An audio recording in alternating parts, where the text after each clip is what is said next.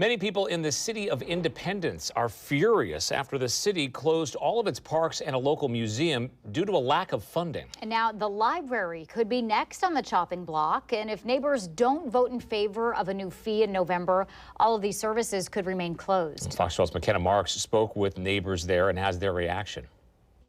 I spoke to several people who were all very upset to find these chain link fences in front of some of their favorite local parks. And to make matters worse, many of the people I spoke to say they feel like the city is pressuring them to vote in favor of a proposed fee that would help fund the parks, museum, and library.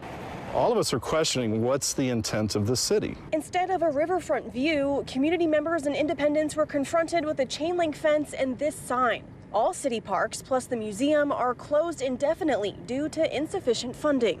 All they're telling us now is, we told you this was coming. Were you sure in the hell didn't give us a warning as to which day and when? We woke up to this. After a levy failed in 2024, Mayor Kate Schwarzler says a citizens committee recommended the city adopt a fee to fund the parks, museum, and library in its upcoming budget.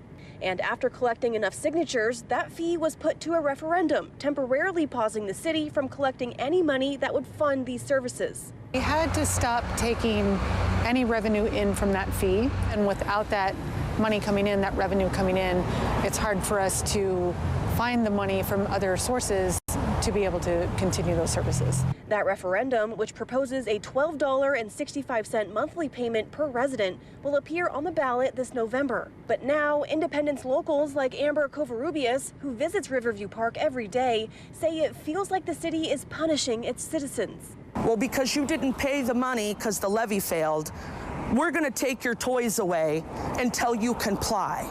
Now, they want to sit here and say that that's not what's happening. They're full of crap. John Weatherall, who lives just 1 mile away from Riverview Park, says his 4 kids are confused and disappointed they can't visit one of their favorite summertime spots. It's devastating. We ride our bikes here multiple times a week. We drive here multiple times a week.